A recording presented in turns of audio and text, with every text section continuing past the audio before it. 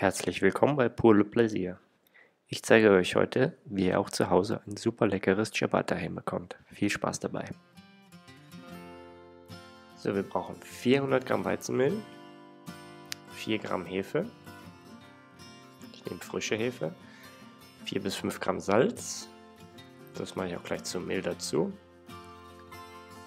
und 300 Milliliter Wasser. Ich nehme hier kaltes Wasser. Die Hefe lösen wir dann darin auf.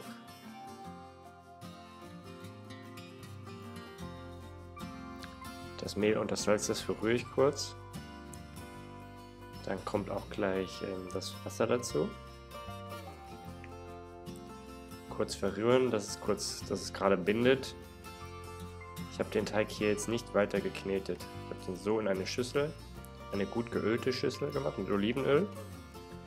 Und so ist er dann über Nacht in den Kühlschrank gewandert und wird dann erst am nächsten Tag weiterverarbeitet. Das gibt dem Teig auch Zeit, Geschmack zu entwickeln, und das ist ganz wichtig. Wer eine Knetmaschine hat, kann ihn vorher kneten.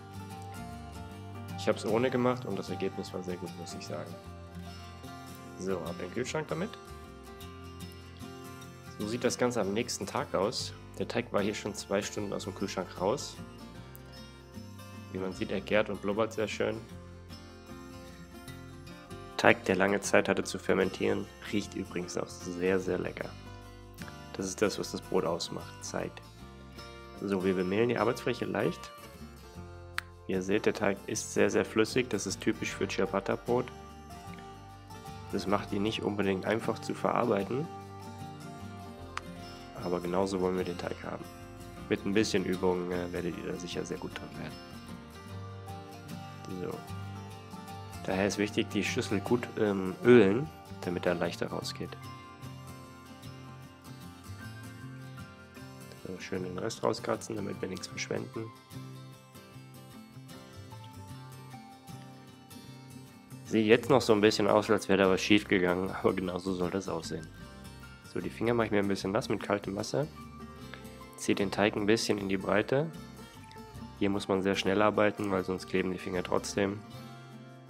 Und jetzt falte ich den Teig, ich ziehe ihn etwas lang und falte ihn in die Mitte. So. Es klebt alles ein bisschen, aber das ist nicht weiter tragisch. Jetzt merke ich schon, wird mit jedem Falten stabiler. So, das ist im Prinzip auch schon das erste Falten gewesen. Jetzt falte ich ihn noch einmal und dann lege ich ihn auf ein gut geöltes Blech und lasse ihn ungefähr 15 Minuten ruhen, 10 bis 15 Minuten, und dann wiederhole ich diesen Vorgang.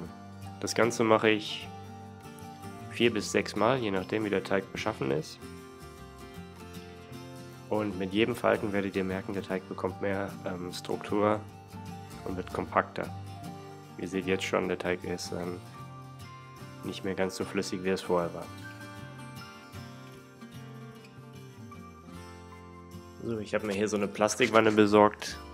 Ist sehr praktisch, weil dann kann ich den Teig einfach auch darauf weiter verarbeiten und kann ihn abdecken. Der wandert jetzt da drauf. Ich decke ihn ab hier mit einem Tuch und lasse ihn ruhen. So, nach 15 Minuten sieht das Ganze dann so aus. Ist wieder in die Breite gegangen. Jetzt wiederhole ich den Vorgang genauso wie vorhin, einfach nochmal. Einfach falten, zack. In die Mitte nochmal. Manchmal reicht auch, ihn 4-mal zu falten. Ne? Wenn sehr viel Widerstand da ist beim Teig, faltet ihn einfach nur 4-mal. Hätte hier jetzt wahrscheinlich schon gereicht. Weil hier gibt der Teig schon, arbeitet schon sehr dagegen. Das wollen wir eigentlich nicht. So, das war jetzt auch schon das letzte Mal, dass ich ihn falte. Ich habe das Ganze jetzt hier 5-mal gemacht.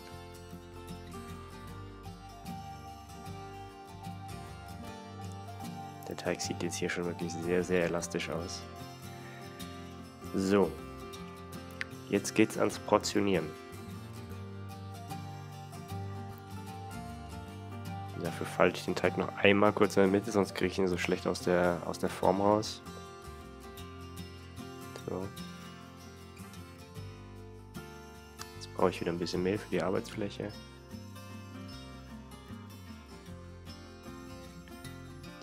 Stürze ich das Ganze raus. Das Rezept reicht genau für 2 Brote hier. Teilen in der Mitte. Von der Konsistenz ist es ein bisschen wie Kaugummi, wie ihr seht. Hier müsst ihr jetzt die Arbeitsfläche gut mehlen, weil sonst klebt euch das. So. Jetzt drücke ich das Ganze so ein bisschen flach. Ein bisschen die Luft rausdrücken. Und jetzt mache ich die ähnliche Falttechnik, wie ihr auch in dem meinem Baguette-Video sehen könnt. Das könnt ihr euch auch mal anschauen. Ihr werdet merken, viele Brote, es gibt ein paar Grundtechniken, die man braucht. Ein paar Grundteige und damit kann man schon sehr, sehr viel backen. So, jetzt ziehen wir das Ganze ein kleines bisschen in die Länge. Gut bemehlen. Das gleiche hier nochmal. Ein bisschen flach drücken. Kleines Rechteck machen. So, einmal zur Mitte drücken. Umdrehen. Das gleiche hier nochmal.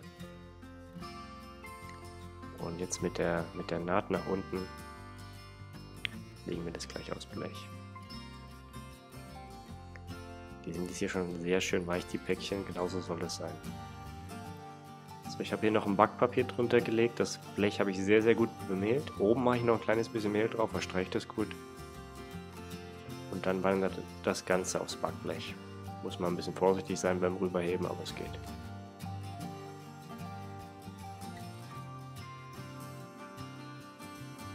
Da klebt so ein bisschen so Mehl.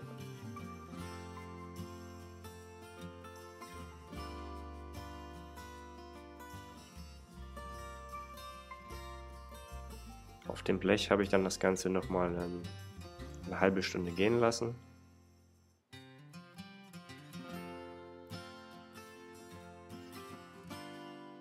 So, jetzt wandert das Ganze in den Ofen. Ich habe hier 240 Grad für 15 bis 20 Minuten. Das müsst ihr einfach bei eurem Ofen mal ausprobieren.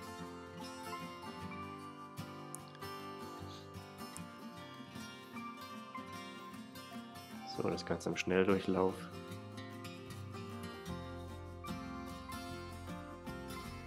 Sie gehen ziemlich nach oben, meistens gehen sie eher in die Breite. Aber sieht schon sehr schön aus.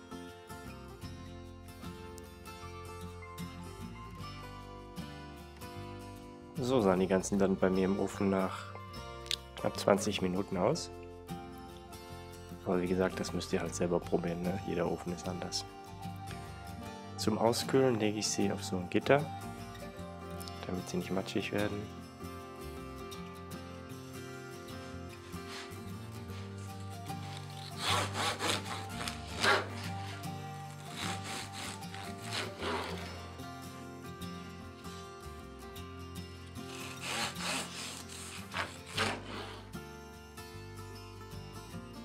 So, ich würde sagen, das Ergebnis kann sich sehen lassen.